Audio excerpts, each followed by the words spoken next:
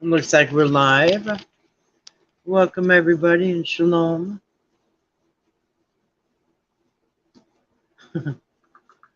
I hope y'all had a wonderful Monday. I was having a good day till somebody ruined it, and I'll deal with them tomorrow. Anyway, it is what it is, right? So, anyway, so I hope y'all having a great day. So tonight, as you can see by the title, actually this week, so it's Monday night, we're starting a new series. So this week we're going to be doing some short studies this week, and then next week, I don't know, we might start something long again. So as the title says, what does the Bible say about slavery? So we're going to just look at that.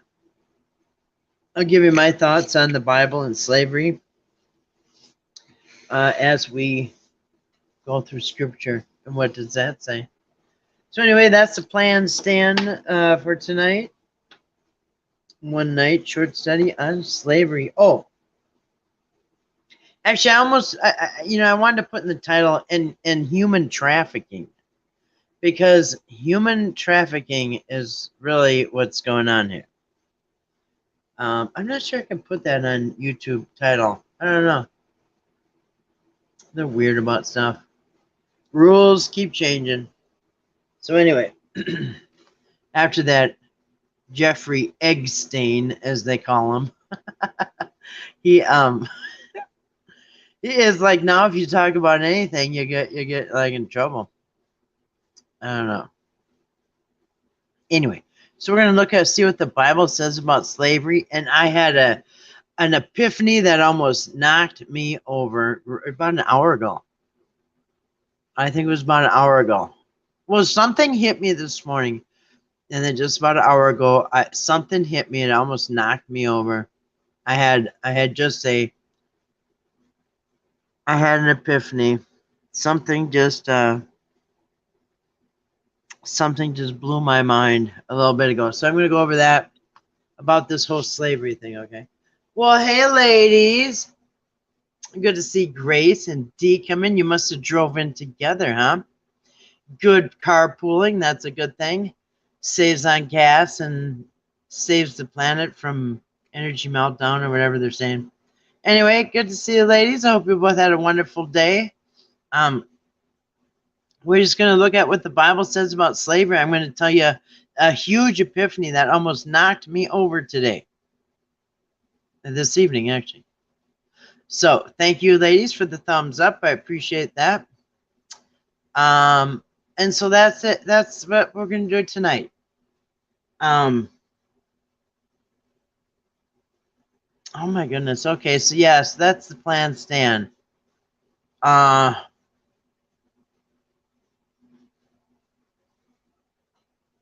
Dee drove with the pedal to the metal. Did she?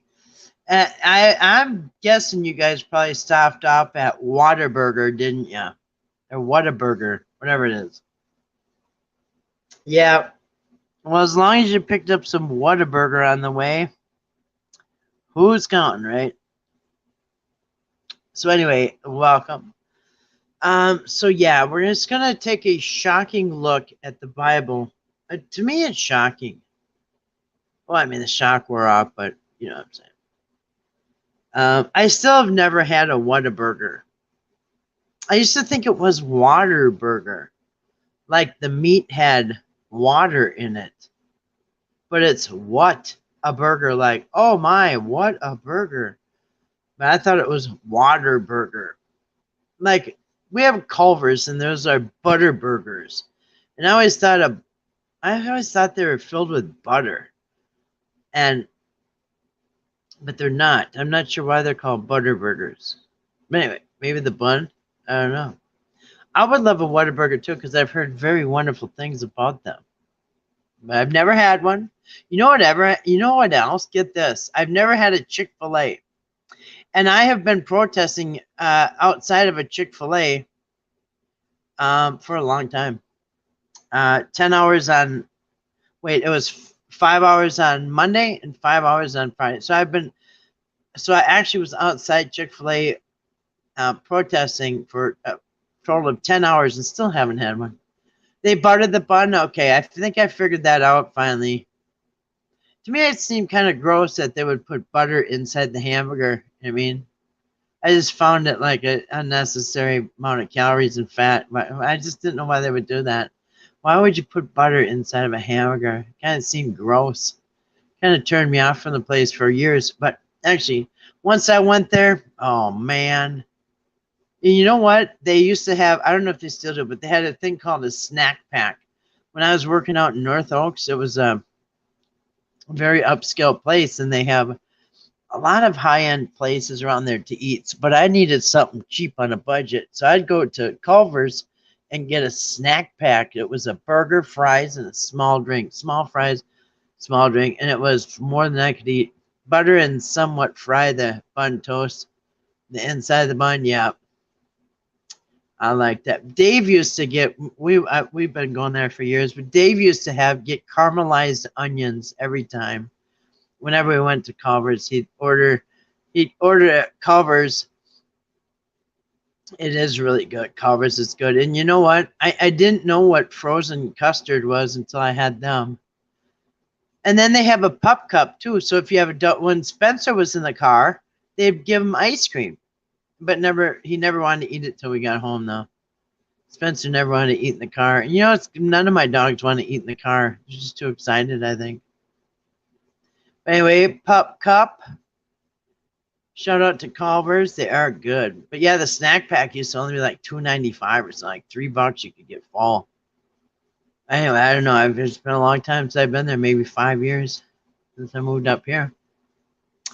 Anyway, every once in a while when I go down to the cities, I think I should go to Culver's for old time's sake. There's one in Sunray, and I'm there all the time. And there's also one in Venice Heights, and I'm there all the time, too. So anyway, yeah, I should stop there sometime. Oh, I'm getting hungry. And you know what? They got those crinkle fries. I always like those. You know what I mean?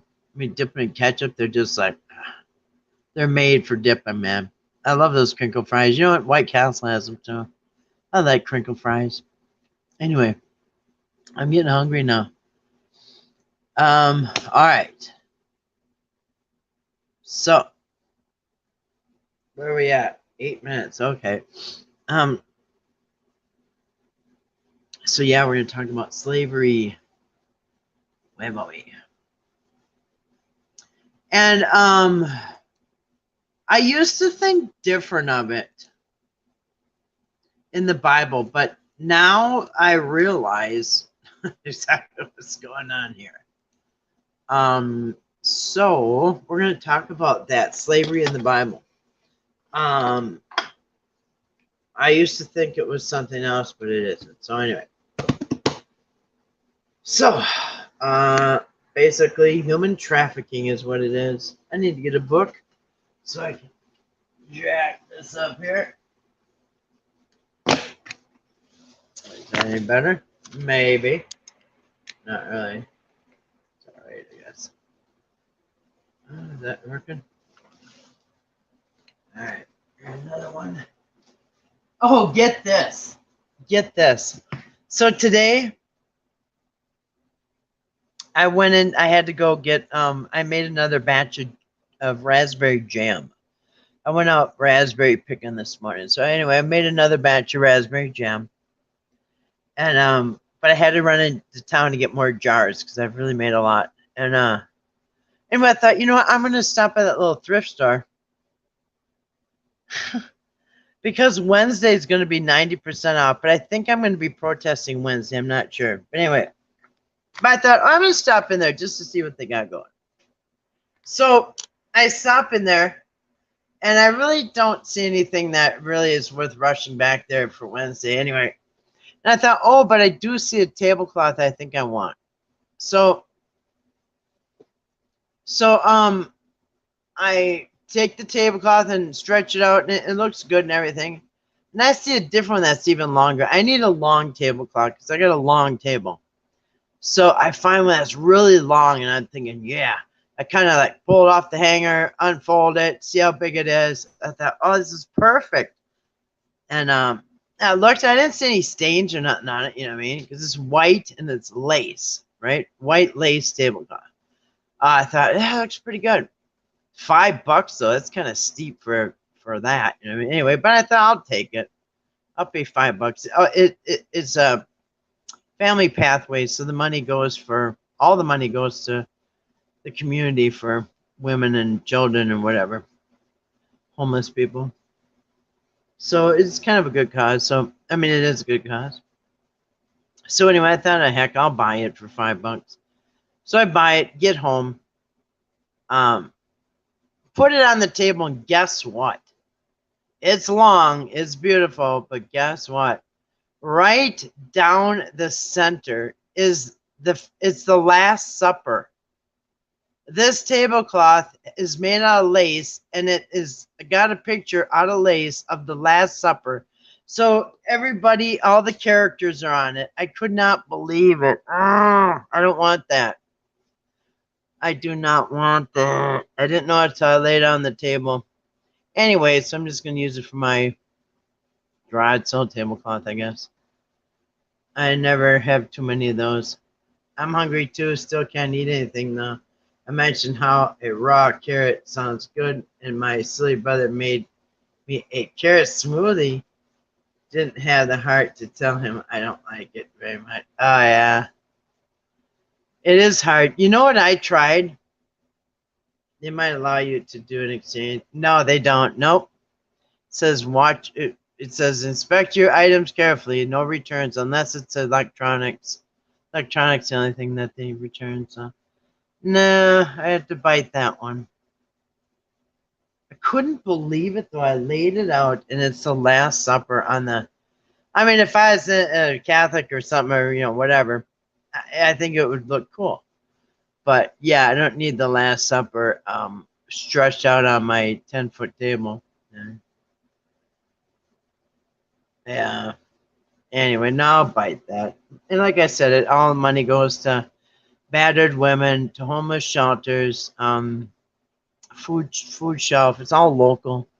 They really do a good job taking care of people here, but I'm so aggravated with the people running some things. It really makes me mad. Anyway, so that's the plan. That's what we're going to do tonight. Check into this slavery stuff. Yeah, and once you buy it, you bought it, you bought it. As a matter of fact, I bought not that long ago. I bought clothes, and I bought sometimes it was like really expensive brand new shoes that are new with the tags and stuff, and anything that's new and stuff. I like buying. I like getting a $40 shirt for $4. But I do not try anything on at the store. I don't care if it's a shoe, a shirt. I don't care. I'll just take my chance. If I'll hold up, if it looks right, I'll take it. And so I bit the bullet on clothes and shoes, and just all you do is just donate it right back, or put it in my sale or whatever. But nah, there's no backsies with that. Like I said, I like getting good deals on expensive clothes. But normally, I don't know. And I like buying a bunch of shirts that I can wreck. As a matter of fact, I just wrecked another shirt. I just put on a new shirt, a new t-shirt. Going out, me and the dogs are going out. I go through the gate. I don't know. I moved to let the dogs go by. My shirt hits the fence and snags on it and rips a big hole in it. I told you guys I'm hard on clothes. I didn't have that shirt on 1 hour, and I ruined it from new. Anyway, that's why I gotta buy lots of clothes cheap, because I'm really hard on clothes. They get wrecked constantly. It is what it is. I can't have anything nice. But anyway, so I mean, yeah, just consider it a donation when you get anything there. I've gotten some really good deals there, so I don't know if I get skunked once in a while, so what? All comes out in the wash. Anyway, so all right, guys. Um, so um, all right, so I just want to thank our Creator for providing all our needs today and our gathering. Praise His name. Amen. I don't want to say amen, but I just saw a bug. You gotta be kidding me. A bug in here. I was wondering why the last few days I had flies and bugs and all kinds of stuff coming in, and I forgot. I opened the screen door. I opened it with completely open. Totally forgot. I'm thinking, how are these bugs getting in here? Totally forgot. I opened it so the cat could jump out. And then I forgot to shut it. So, anyway, I've had bugs galore coming in, trying to figure out how the heck are they getting in here. Well, that's right. I took the screen off the front door to so the cat could jump out, and forgot. Now I'm wondering how these bugs are getting in here. All right, so let's check out what about the slavery in the Bible. And you know what? Oh my goodness, I gotta tell you something. I had a mind blowing revelation just a little bit ago. That because I wanted to talk about this slavery thing in the Bible, because through the series that I watched that series with Jennifer Bird. I can't remember what it's called, but anyway, it was a month-long series. And two things I really huge that I took away from it. And the two things is that women and slaves are not human. They're not full humans in the Bible. You are less than human in the Bible if you, three things. If you are not a Jew or a Hebrew, if you're not a Hebrew, you're less than human. But if you are a woman or a slave, you are mere property and you are less than human. So I'm going to show you, and I never really realized that yes, women are property. And you now go back and look at every text. Now look at the 10 Commandments. How in the 10th commandment, how you cannot cover your neighbor's house, wife, animals, blah, blah, blah, blah, blah. Okay, somehow the wife came in second on the list of belongings, but she's on the list of belongings, you understand? And adultery, so everything that kind of seemed a little weird. Now, if you think about women are property, slaves are property. Women are less than human, slaves are less than human. And that's why when they left Egypt, anytime, you name it, whenever they counted people, they counted the men. And then they said, yeah, and there was some women and children too. So see, because they're not human. They're less than human. So they only count the men. And what else? Well, anyway, just think about it. So women are property, and property does not have an opinion. Sit down, shut up, you rebellious woman. Well, thank you. I appreciate that. But you're right. So women are property and slaves are property. Okay, so get this. So, and this morning when I was picking raspberries, I just got done making my jam. It's over cooling off on the counter. I have 9 more jars of jam. So I'm jamming on the jam. But I was thinking when I was picking raspberries this morning, you know how nasty that is That poor Hagar. That poor Hagar, the Egyptian slave woman. And I thought about her tonight again. I'm thinking, you know how nasty that is? That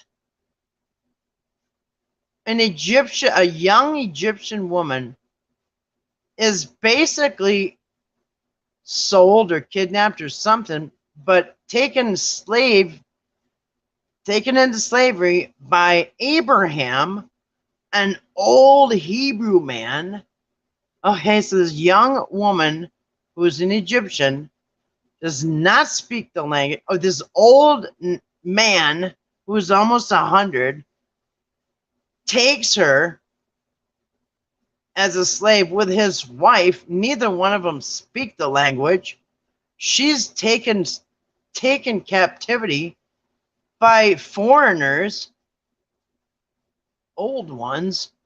Imagine that. And then at one point, the wife decides that the husband's going to have sex with you and you're going to get pregnant whether you like it or not. And then the old 100-year-old man doesn't even speak her language, goes and has sex with her and gets her pregnant.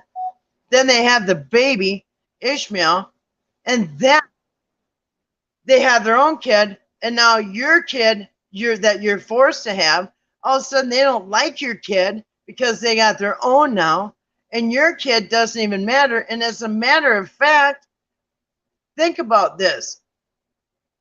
God tells Abraham to go up with your firstborn son, Isaac, and go sacrifice him. What? What do you mean your firstborn son? Ishmael is your firstborn son. That just blows me away how they just completely dismiss it. As a matter of fact, he put them out the desert to die because now they're sick of him. Like, just think of her. I mean, anyway, so get this. So I'm thinking to myself again about her. I'm thinking, dang, how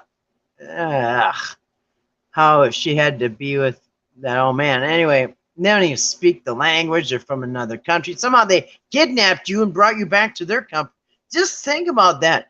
Imagine some Middle Eastern old people, nasty, kidnap you and bring you back to their country. You don't speak the language, but now you're the sex slave and their slave, and you got to do what they want. If they want to have babies with you, they'll have babies. The 100-year-old will have a baby with you if they feel like it. I'm thinking, dang. And then when they get sick of you, they'll throw you out in the desert to die. And then call the next kid the firstborn son. Like, oh my goodness. Anyway, so you know what? Just a little bit ago, I told you I had this like mind-blowing epiphany. Through the whole Bible, the Hebrew God, and I'm saying it's the Hebrew God because I believe that this is the Hebrews' idea of who God is. There's at least 5 sources that pitch in the Old Testament, and these are 5 different sources who are telling who they think God is. Throwing them out into the desert to die was cool. Yeah, it was evil, downright evil. And he's your forefather? He ain't my forefather. He's not no father of the year, that's for sure. So why would he be the father of everybody? Listen, he had 2 kids. One of them threw out in the desert to die. And he's supposed to be the father of all of us? I don't know. He had 2 kids. Got rid of one. I don't know. I wouldn't consider him my forefather at all. Anyway, yeah. And it was something super petty because the kid laughed at the other kid or something. Yeah. It means they were sick of them ever since they had their own kid. They've been sick of them. And there was just some tipping point someday where they just said, yeah, that's a good excuse. Let's get rid of her. Anyway, so get this. So through the whole Bible, it condones owning people, just taking people, human trafficking. There's all kinds of rules for your slaves, not very nice ones. And your slave is always less than human. As a matter of fact, I'm going to show you some Bible verses where it says that the slave has to bow down to its human master. Wait a minute. To your what? To your human master. The slave must bow down to his human master. What? Yeah, your human master. Okay, what are we, half wolf or? I mean, anyway. So, um, so get this. So treating them less human, right? Okay, so get this. So here's what hit me. Think about this. The whole Bible, the whole Old Testament, I should say, is based in God's laws. Everything revolves about how the Israelites, the poor Israelites, they were taken into slavery by the Egyptians. 400 years they were mistreated and whipped and did all this stuff. But God freed them. Yes, God freed the slaves. They no longer have to be slaves. Yay! Going back to Israel. Yay! And guess what? We're going to grab a bunch of these women and make slaves out of them. And to this day, and then we're going to make slaves out of everybody else now. Do you get how mind-blowing? I just blew my own mind like an hour ago. I'm thinking, wait a minute. The whole Bible is supposed to be how awesome God is because he freed Israel from slavery. But wait a minute. So then how double standard is this? So it's wrong for the Israelites to be enslaved, but once God releases them, they can go out and enslave other people and treat them the same way they got treated? Yeah, how does two wrongs make a right? And this is a double standard because it was wrong for anybody to take Israelites into captivity and make slaves out of them. So what? God releases them, and what? They grab a bunch of Egyptians on the way out to make slaves out of them right back. And then for thousands of years, they have slaves and they are treated as less than human, as property. So their slaves are property. And just think of this. As a matter of fact, I'm going to show you something. Where is that one? Here, this. I'm going to show you this, a little bit of this article. The first, I'm going to show you the first paragraph. What is human trafficking? Many falsely believe human trafficking is a modern day problem. However, this issue has been around since biblical times. The narrative of human trafficking began with the story of Joseph in the Old Testament, in the book of Genesis, when his brothers sold him into slavery. Are you kidding me? So more double standards. You can't make a slave out of the Israelites, but Israelites can sell their own, Hebrews can sell their own brother into slavery. Do you see this double standards here? Okay. Israelites being slaves, wrong. Israelites making other people slaves, right. Sold them into slavery. Narrative continued on a national scale in Exodus when the Egyptians enslaved the Israelites for over 400 years. Okay, so Joseph became a slave. That's horrible. Israelites became a slave. That's horrible. But what happened when they got freed? They made everybody else into slaves. This history of trafficking continued throughout biblical history and grew in regularity as cultures developed and nations formed.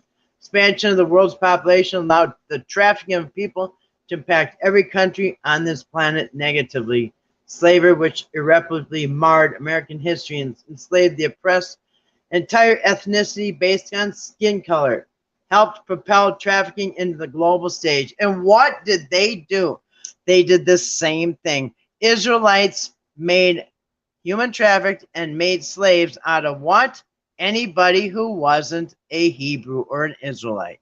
Same thing. What's the difference? Based on their ethnicity. Same thing. Oh, it's terrible that the white man made slaves out of the black man, right? We all know that's terrible, right? Oh, wait a minute. They did the same thing. The Hebrews and the Israelites did the same thing. They made slaves out of anybody that wasn't just like them. If you're not one of them, then you can become a slave. You're less than human. Anyway, I'm just showing that at the beginning of that one.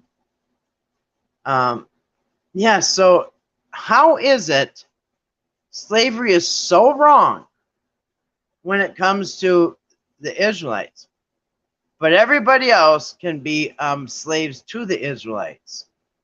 Makes no sense. Yeah, that was that blew my mind, because wait a minute.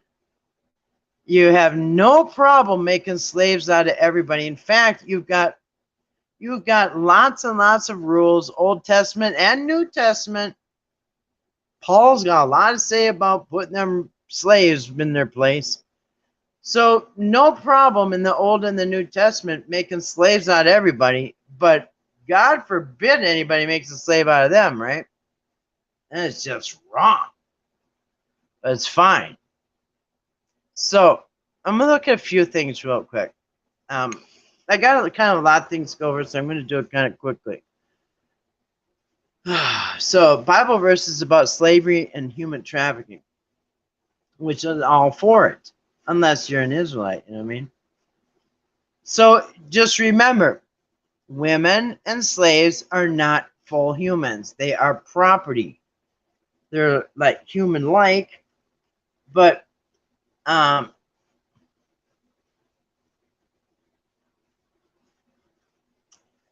Isaiah 61:1. And so when you read these verses now, some of them believe today that Gentiles will be there. So yeah, I guess me and you are going to get the rod, I guess. When they all rule with the rod of iron, we're going to get whipped and be their slaves, I guess.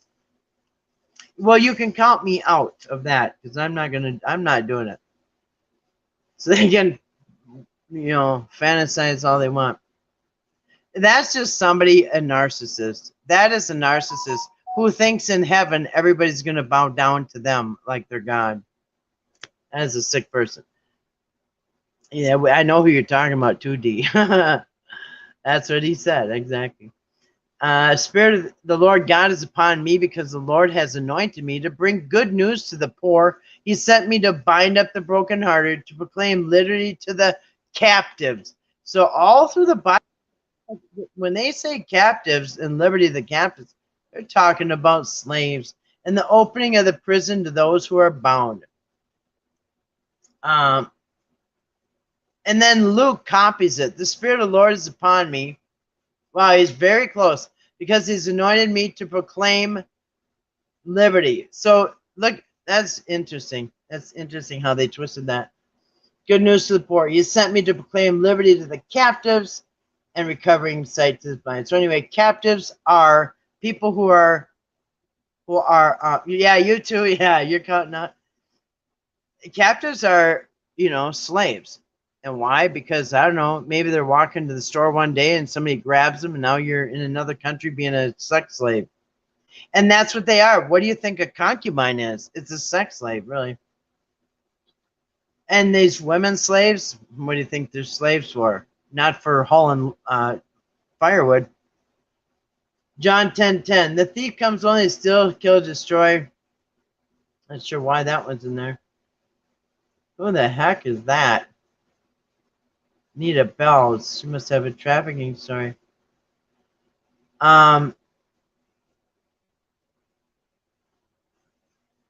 So if you look at these Psalms about the captives, and yeah, they're talking about these slaves, you know what I mean? And then the Old Testament, and get this. So you know what's really sucks, I would think? Just like I said, they don't see slaves as humans, they are property. So now remember in Deuteronomy, I think it was Deuteronomy. Anyway, in the first 5 books, when they're going over the laws, how it's going to be, they're establishing their laws. So they say that, okay, so if you're a slave, now, yeah, they got different types of slave. Sometimes they just working off of debt, but not usually.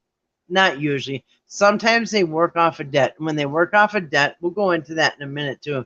It's called, what's it called? What's that word? Anyway, there's a point where they get to be released. It starts with the M. I can't remember the word. But there's a point where they get to be released. All right, now if that man has taken himself a woman and had a couple kids, guess what? They have to leave the wife and kids because it's their property multiplied. So he can't leave with the wife and kids.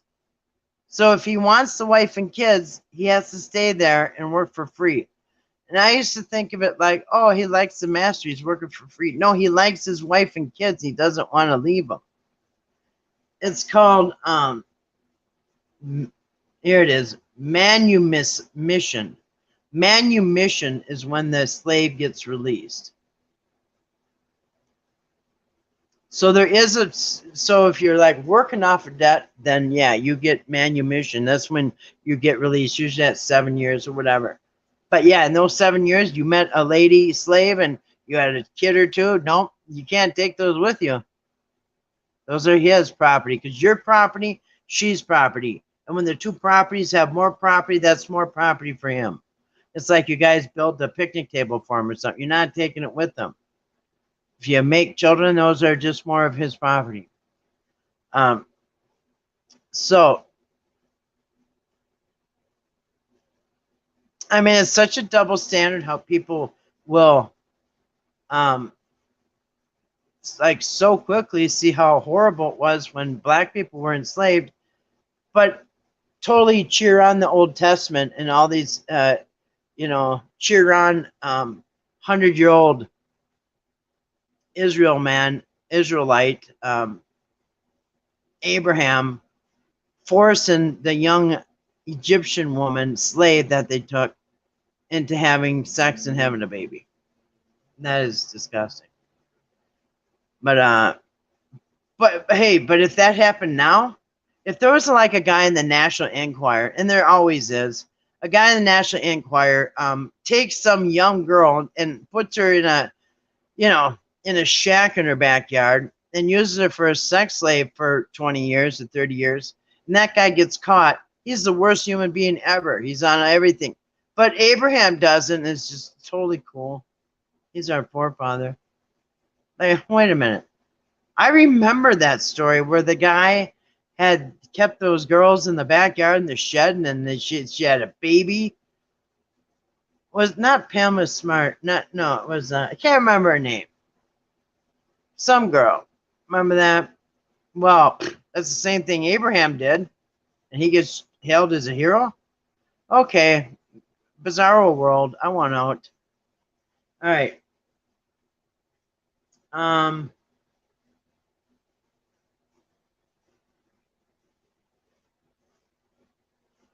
Anyway, it's just, and it's just totally sugar coated. But anyway, so I'm looking for some Bible verses. So yeah, there's laws. Human trafficking. All right. Like I said, slaves are just property, like a rake or a shovel or a wheelbarrow. Exodus 21:16. Whoever steals a man and sells him, and anyone found in possession of him shall be put to death. Okay, so if you've already stole a human. Now, if somebody steals your human that you stole, he has to be put to death. It's okay for you to steal somebody, but if somebody steals that person that you stole, he has to be put to death. Does that make sense? Deuteronomy 24:7. If a man is found stealing one of his brothers of the people of Israel, and if he treats him as a slave or sells him, then that thief shall die. So you shall purge the evil from your midst. Anyway. Let me just go to the ones that sometimes, I don't know, where they put these up on slaves, but it doesn't. Now, one I want to really, remember that story from Paul? Is it Philemon? What story was that? Philemon? Anyway, about that slave. What was the slave's name? I think it started with an M. Anyway, so somebody owns a slave, and the slave runs away and runs to Paul, Apostle Paul, Saul. And he says to Saul, that he ran away. Saul says, oh man, you have to go back. The right thing to do is go back. Because you're just a piece of property. So go back to your master. So the guy goes back and he gets killed. What was that dude's name? It started with an O or something. Anyway, to them it's nothing. He wasn't even a person. He was a piece of property. So even in the New Testament, they don't see anything wrong with owning human beings because they're not human. They're like half human, less than human. In fact, like I said, it'll say, it says to fear your human master. Fear your human master? Oh. Anyway.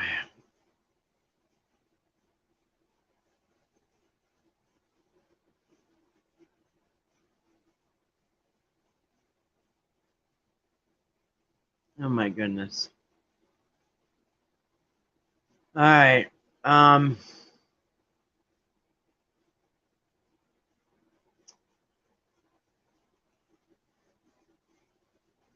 I'm looking for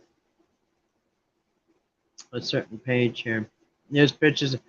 Oh, here's in 1 Peter 2:18. Saint Peter writes, quote, slaves, be subject to your masters with all reverence, not only to those who are good and equitable, but also those who are perverse. Okay. Hi-oh. Wait a minute. What now? Okay. So Peter is telling the slaves to bow down to your masters. And in some translation, it says human masters.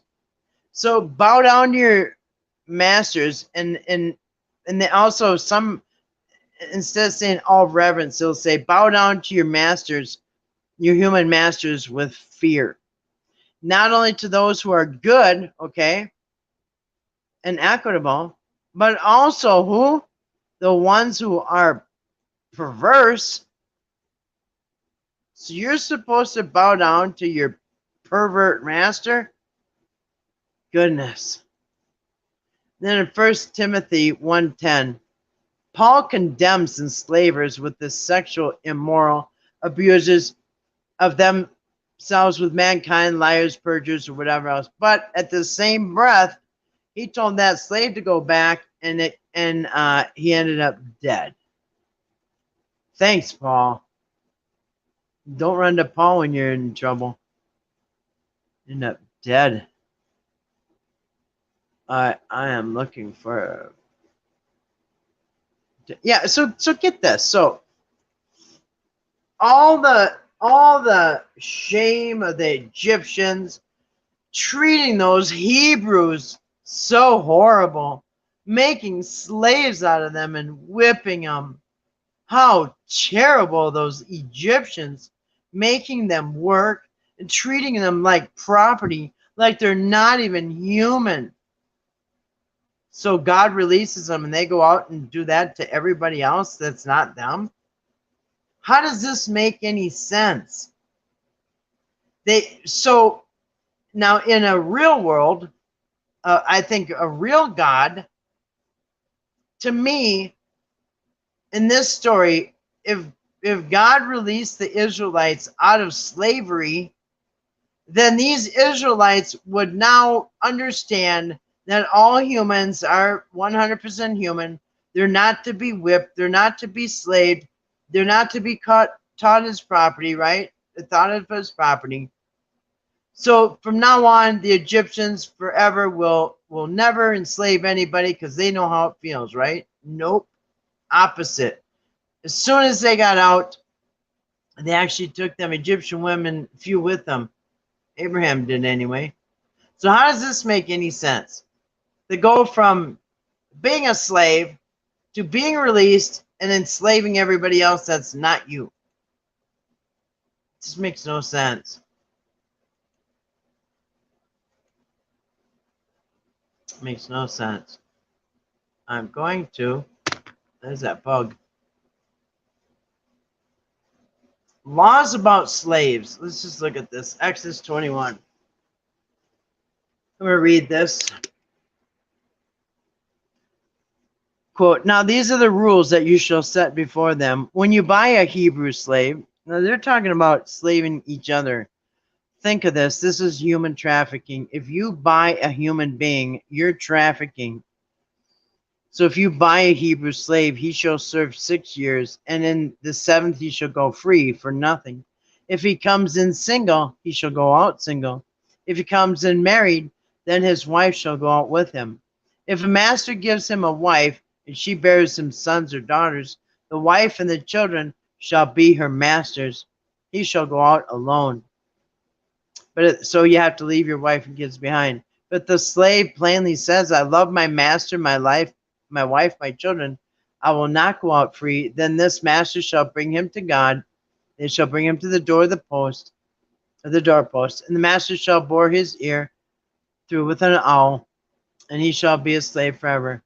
When a man sells his daughter as a slave, get this. So can you imagine in today's world, if this is like one of the rules that you're reading?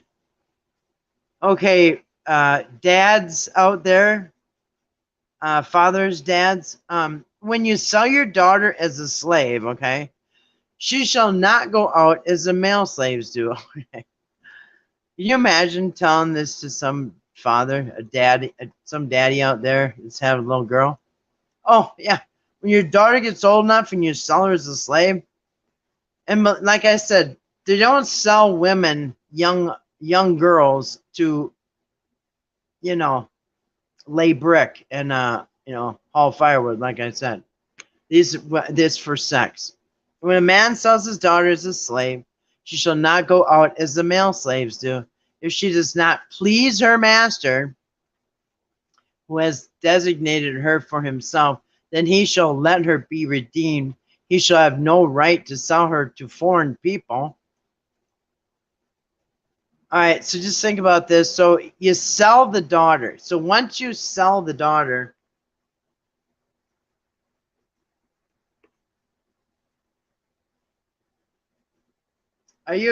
well, I don't know. Hell, Satan. That's funny. That's a good one. It doesn't really freak me out. Yeah. So you can sell your daughter to a man. And if the man's not pleased with the daughter, then he can bring her back. But now get this. He shall have no right to sell her to a foreign people. Really? Double standard. Is this not what happened to Hagar? Is this not what happened to Joseph? Is this not what happened to the Israelites? Since he has broken faith with her. If he designates her for his son. Okay. So if the dad doesn't like her, he doesn't, since the dad doesn't like her, he can give the girl to his son. He shall deal with her as a daughter. So if he doesn't like her as a wife, okay, so you buy this girl. So so some dad sells their daughter to you. And for some reason you're not happy with her after you've, whatever. So then you give the girl to your son. That's how young this girl is. So you give the girl to your son so he can do what he wants with her. And now you have to think of her as your daughter. So she just went from your wife to your daughter. And now you've given him, yuck. All right. If he takes another wife to himself, he shall not diminish her food. her clothing, or her marital rights. Okay, so he can have more wives. She just has to not be fed less. If he does not do these three things for her, she shall go out for nothing without payment of money. Okay, so now she's what? Anyway. Whoever strikes a man so that he dies shall be put to death. But if he did not lie in wait for him, but God let him fall into his hand, I will appoint you a place for which he may flee. Now this is that that place where they can get exiled to. So do you see the double standard, and do you see the the hypocrisy here? I'm looking for one more. I think it's right here. Last one that we're going to go over. We're at 50 minutes. That's good. Last one we're going to go over.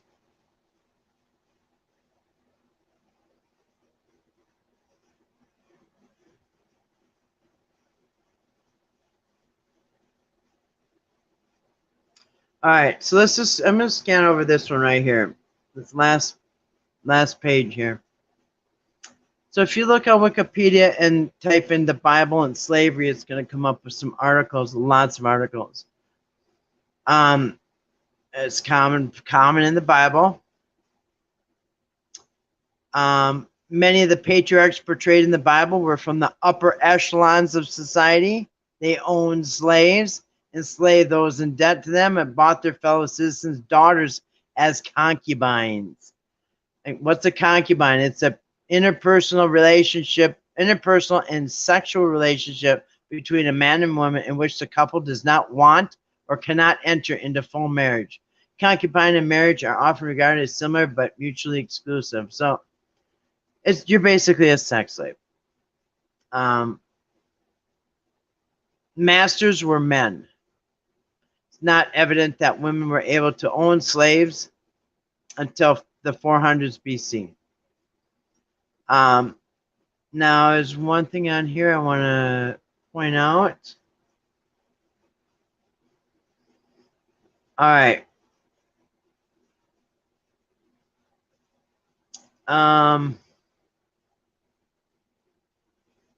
Fugitive slaves. So that's what I mean. There's multiple places where slaves came from. There were war captives.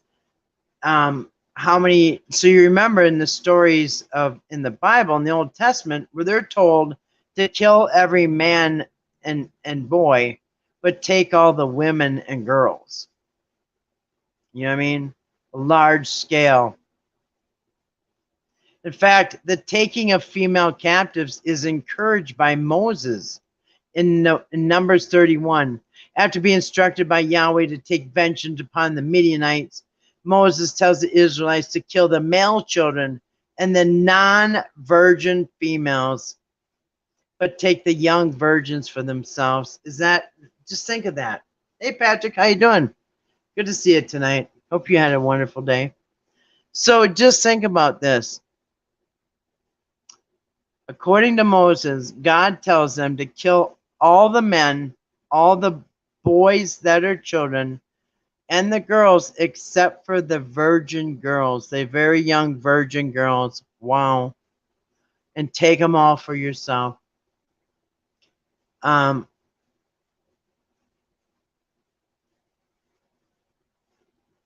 So if they decided to go to war against Israel, all the men were to be killed, and the women and children were to be considered spoils of war.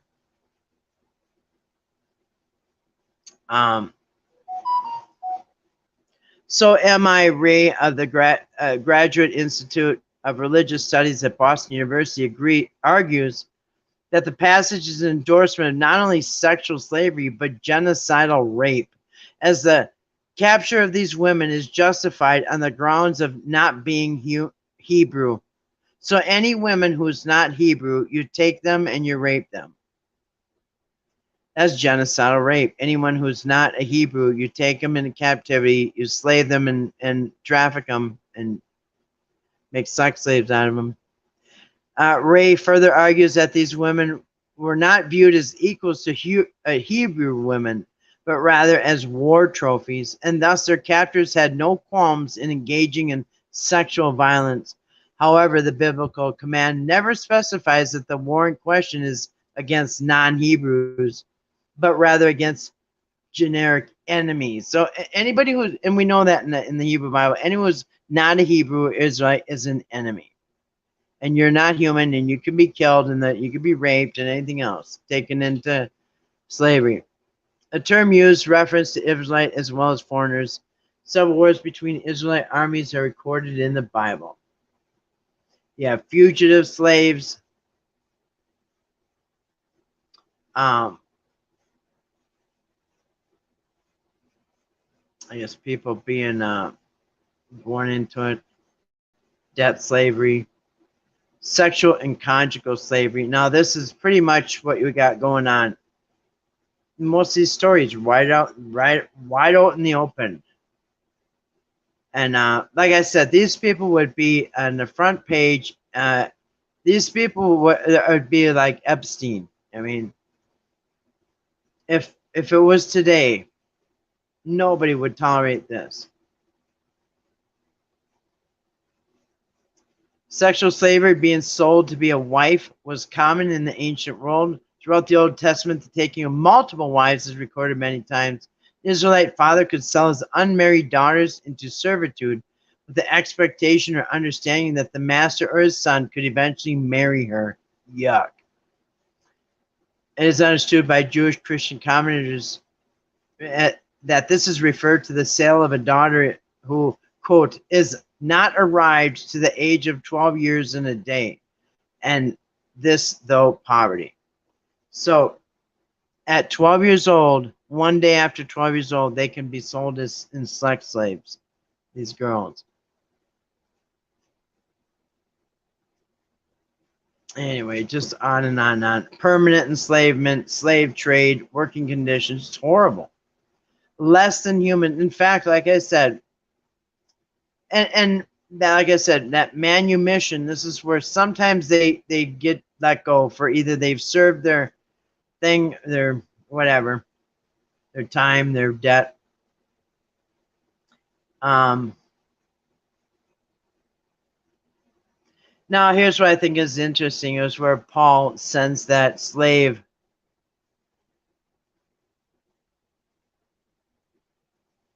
Paul advises members of the church who are slave masters, who own slaves, to treat your slaves justly and fairly, realizing that you too have a master in heaven. According to Paul's advice, masters and slaves uses slavery as a metaphor. You're a slave to Jesus Christ. You've been set free. Slaves, be subject to your masters. Like I said, many translations say be subject to your human masters. Here it is, Philemon. He's the one that got sent back. Or here, yeah, that's the book. Philemon is requested to treat on Onesimus as one would treat Paul.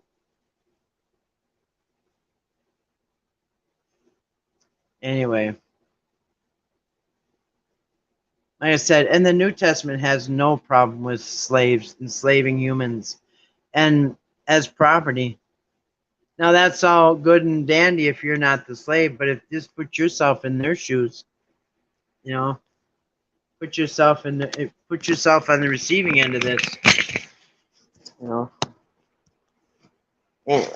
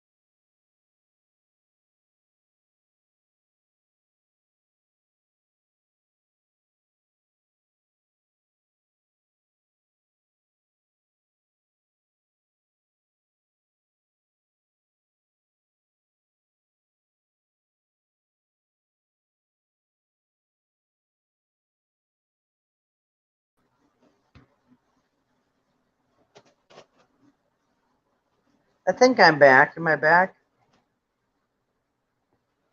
Am I back?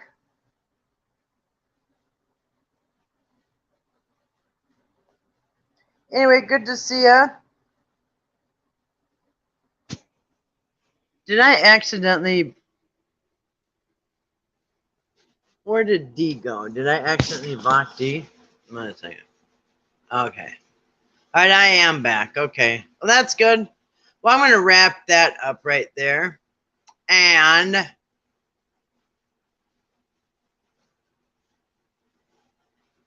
All right. Yeah, that should about do it. I just got knocked off. I'm not sure why. Maybe I touched something wrong. I don't know.